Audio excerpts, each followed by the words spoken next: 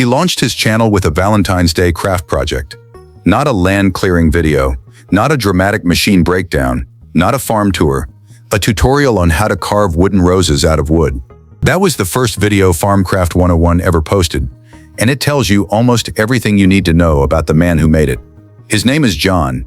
He lives on a farm in Dillwyn, Virginia, and what he has quietly built over the past decade, without ever chasing a trend, pivoting to drama, or pretending to be something he isn't, is one of the most genuinely trusted channels in the rural and DIY space on YouTube. Over 142 million views, approaching 700,000 subscribers. Videos that average close to an hour in length and somehow still hold audiences all the way through. By the end of this video, you'll understand exactly why that happened, and why the specific way it happened matters far more than the numbers. Dillwyn, Virginia sits in Buckingham County, about an hour southwest of Richmond. It is not a place most people in the United States could locate on a map without help. It has no particular claim to fame. It is rural, quiet, and the kind of place where owning a bulldozer, an excavator, and a small fleet of power tools doesn't require any explanation. That is where John lives. That is where FarmCraft101 is filmed. And for the first several years of its existence, very few people outside of a small, dedicated online community even knew the channel existed. The channel launched on February 19, 2016. That first video, the Wooden Roses tutorial, had nothing particularly agricultural about it. It was a craftsmanship project, precise woodworking, done well, explained clearly, filmed without theatrics. There was no production budget beyond what a man with a camera and something genuinely worth showing could manage. There was no hook designed to game the algorithm. There was just the work and an explanation of how it was done. What John wrote in his channel description is worth reading carefully. Living on a farm, I have become a jack of all trades. That sentence does a lot of work. He didn't describe himself as a farmer. He didn't lead with mechanic, builder, woodworker, or equipment operator, even though he is demonstrably all of those things. He said the farm made him learn. The identity he chose to present wasn't expertise in any particular domain. It was the relentless accumulation of practical knowledge that comes from owning land and refusing to pay someone else to fix everything that breaks on it. That framing is a large part of why the channel works the way it does. John never positioned himself as the definitive authority on any single subject. He positioned himself as someone who figures things out, on camera, so you can follow the process and understand it yourself. That is a fundamentally different promise than most instructional creators make. Most say, "Watch me, I know this." John says, "Watch me, I'm working through this, and here is everything I know about how it works." The audience that found him in those early years didn't just come back for the content. They came back because they recognized the mindset. People who own property, who fix their own equipment, who learn practical skills by doing rather than by studying them, those people saw something familiar. Not someone performing competence, someone actually doing work. And here's what the comments kept asking. And here's the answer they never got, until now. Chainsaw maintenance. That is one of the things that built FarmCraft101 into what it is. Not in the way a viral moment builds a channel. One video explodes, the algorithm floods in traffic, and the subscriber count jumps overnight. It happened through accumulation, which is a slower and more durable process. John posted chainsaw content that was practical, thorough, and genuinely useful. How to sharpen a chain correctly, not just adequately. How to maintain a saw over the years, so it performs consistently and lasts. No unnecessary padding. No dramatic slow-motion footage of sawdust catching the light. No host who is more interested in being watchable than in transferring actual knowledge. Just the information, presented in a way that respected the viewer's time and intelligence. The audience that found those videos was looking for exactly that kind of content and not finding it easily elsewhere. People who own rural property and depend on their equipment, who can't simply call a service shop every time something needs attention, gravitated toward John's approach because it treated them like capable adults. The chainsaw content became a gateway into everything else. Once someone watched John explain how to properly file a chain and understand what they were actually doing when they did it, they were likely to follow him into an excavator restoration, a pond repair, a bronze cannon replica cast from copper pipe, or a working pin tumbler padlock built to massive scale entirely by hand. That diversity of subject matter is important to understand. FarmCraft101 is not one type of channel that occasionally ventures outside its lane. It is genuinely one man's curiosity, documented on camera, following wherever his attention and his property's demands take him at any given time. John said it plainly in his channel description. "I'll post any darn video that I feel like." That statement is not a lack of strategy. It is a specific and deliberate refusal to accept the premise that a creator must stay narrowly focused to build an audience. Most channels that operate this way stall out. The YouTube algorithm rewards topical consistency because consistent topic selection makes recommendation logic simpler. The platform knows who to show your video to. John built his channel in the face of that friction and grew anyway. The reason it worked is that the quality of the content was consistent, even when the subject matter was not. He wasn't posting randomly or without purpose. He was posting things he knew how to do at a level of depth and honesty that made the time investment worthwhile, regardless of the specific topic. A viewer who came in through the chainsaw content and stayed through the excavator content and stayed again through the metalworking content was not a viewer who liked those three specific subjects. They were a viewer who had developed trust in John's judgment about what was worth their attention. That is a far more valuable thing to build than a subscriber count. And that's when the decision was made, the one nobody around him saw coming. Not a decision. A made is thirst. Excavators. A Yanmar compact excavator that has since become a near-constant presence in John's videos, used for everything from pond excavation to tree clearing to infrastructure work around the property. A Case 170B that John purchased in degraded condition and then repaired on camera in its entirety, documenting each step of the restoration, from the initial assessment of what was broken, through the sourcing of components and the mechanical work required to bring a large, complex machine back to full operation. This is where the actual scale of what John was building on his Virginia property became legible to anyone watching. He was not operating a small hobby farm with a few acres and a garden. He was managing a substantial piece of land in a serious and sustained way, clearing woodland, reshaping terrain, constructing infrastructure, moving significant quantities of earth. The heavy equipment gave the channel a visual scope and a sense of physical consequence that chainsaw tutorials and woodworking projects, however skillfully executed, simply couldn't provide. The excavator and heavy machinery content also brought in a different category of viewer. These were people who operated equipment professionally and watched to compare approaches, critique technique, or simply enjoy watching someone else work. They were people who owned larger properties and were actively considering what machines they might need. They were people who found the specific combination of mechanical knowledge and land-scale physical work genuinely compelling to watch, a niche that is larger than most people assume and almost entirely underserved by mainstream media. A video documenting the full process of buying a broken excavator, diagnosing what had failed, tracking down the correct parts, and returning a machine to operational condition. That is a 45-minute video that earns every minute of its runtime. John understood something that many creators miss entirely. An audience will stay with a long video if they trust that every minute is going to tell them something the previous minute didn't. What John does better than almost anyone in this space is make equipment repair feel like storytelling without dramatizing it artificially. The machine has a history. It has failure points that developed over years of use and neglect. The repair process has moments where the expected solution doesn't work, where a part doesn't fit the way it should, where the problem turns out to be more complex than it first appeared. John doesn't edit those moments out to make himself look like an expert who never struggles. He lets the viewer sit in the difficulty before they see the resolution. That editorial decision, to let the problem breathe, is what separates FarmCraft101 from channels that simply show competent people doing competent things. The content was accumulating real numbers, not viral, spiking, here today, gone tomorrow numbers. Steady, compound growth numbers, tens of millions of views building year over year across a catalog of several hundred videos. A subscriber base that grew not because of a single defining moment, but because of consistency across hundreds of hours of honest, well-executed work. Most people who know this story stop here, but the real story starts right now.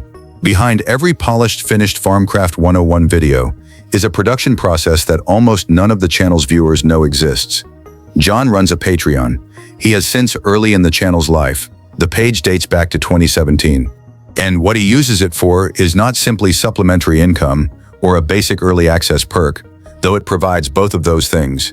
He uses it as a functional feedback loop built directly into the production pipeline. When John completes an early edit of a video, he uploads that cut to Patreon before the video goes anywhere near a public YouTube upload. His paying supporters watch the early version, leave feedback and commentary, and actively participate in determining what the final version of the video looks like. That is a genuinely uncommon approach to content production, and it matters more than it might initially seem. Most creators, at every level, from 10,000 subscribers to 10 million, treat their audience as the end destination of content. The content is made, it is published, the audience receives it. John built a structure where a subset of his audience functions as collaborators in the production process itself. Patrons can influence the pacing of an explanation, flag sections where the logic didn't land clearly, identify moments that should have been cut, and moments that were cut but shouldn't have been. What eventually appears on YouTube as a finished, carefully constructed hour-long video is sometimes a version that went through 2 or 3 rounds of community review before John considered it done. This explains something that is otherwise difficult to account for. John is not a professional filmmaker. He does not have a production team. He is one person, on a farm, filming himself work, and then editing that footage alone. The fact that the videos consistently feel considered, well-paced, and clearly structured despite those constraints is partly because they are being reviewed, before release, by people who are deeply invested in the content being good.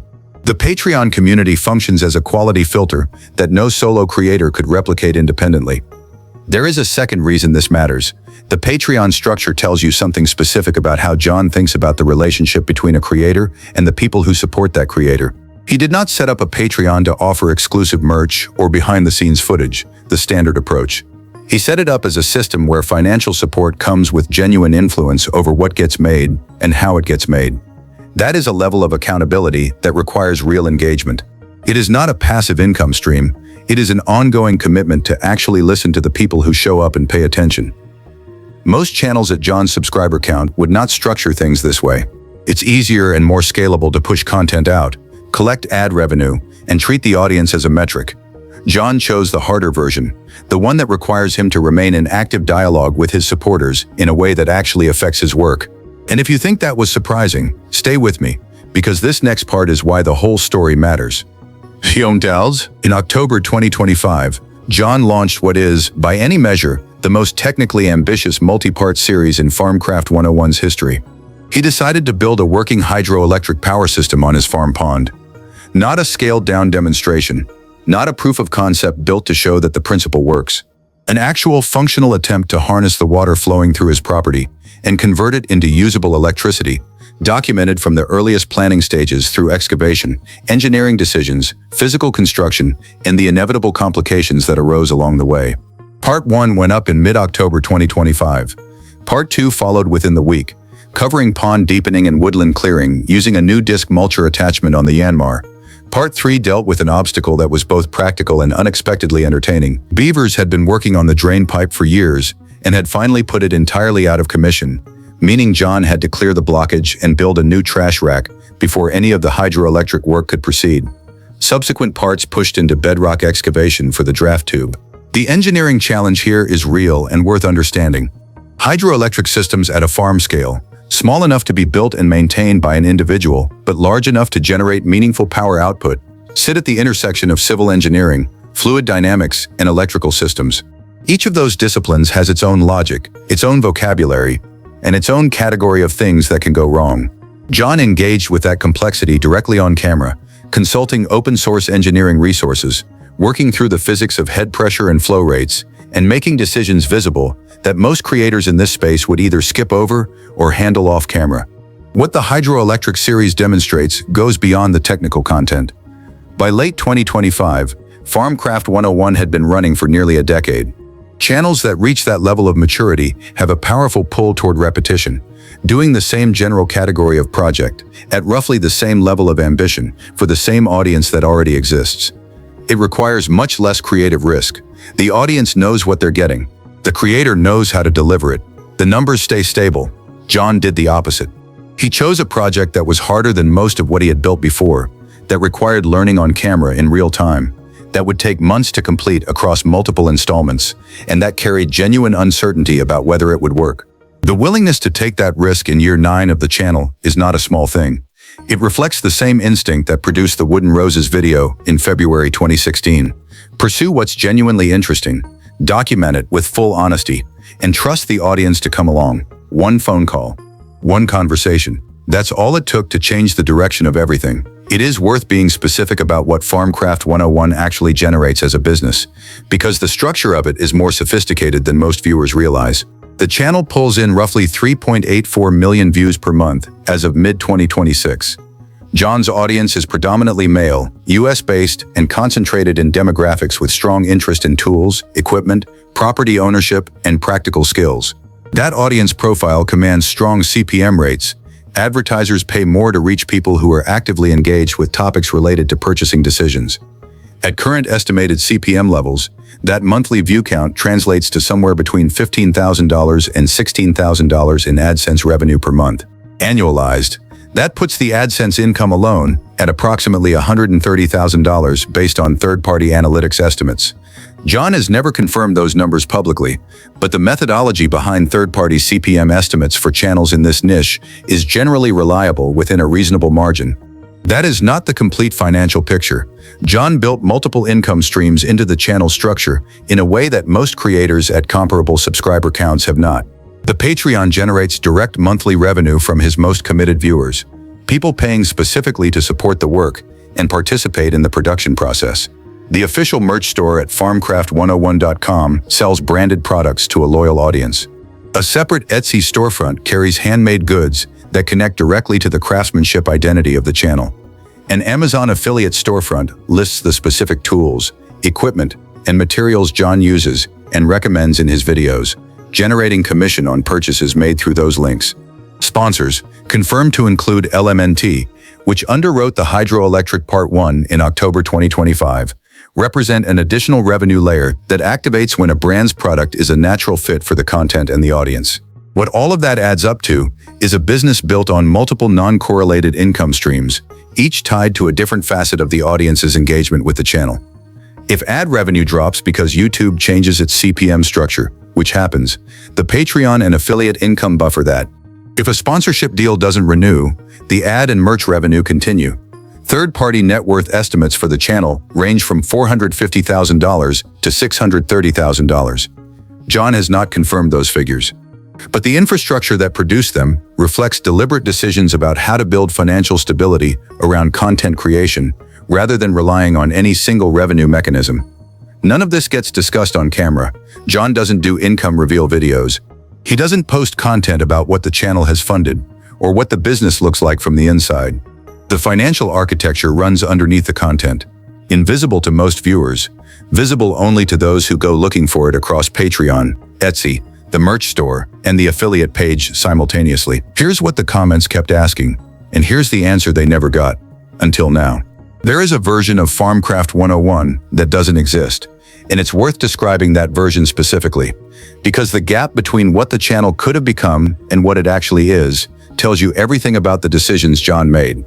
It's the version where, somewhere around 100,000 subscribers, John brought in a video editor to improve production quality and free up more time for actual farm work. The version where the growth numbers prompted a pivot towards shorter, more algorithm-friendly content. The version where a business partner came in to handle sponsorship negotiations and brand relationships. The version where a second channel launched for more personality-driven, lifestyle-adjacent content that would pull in a broader demographic. The version where John started doing collaborations with other rural creators, cross-promotions and joint projects designed to share audiences and accelerate growth. None of that happened. The channel as it exists in 2026 is structurally almost identical to the channel as it existed in 2018. One person, one farm, one camera, honest documentation of real work at whatever scale the project demands. The things that have changed are the scale and complexity of the projects themselves, the sophistication of the equipment involved, and the size of the audience watching. The fundamental approach has not shifted.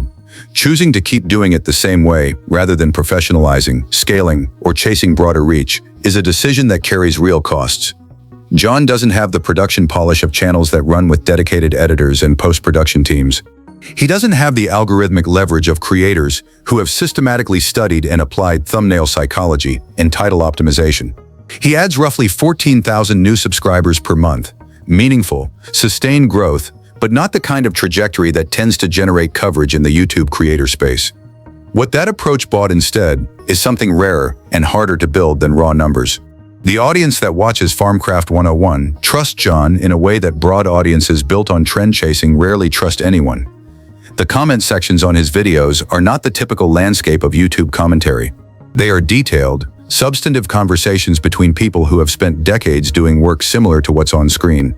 Farmers, mechanics, equipment operators, property owners, woodworkers, and people who grew up around that world and find genuine value in watching it documented well.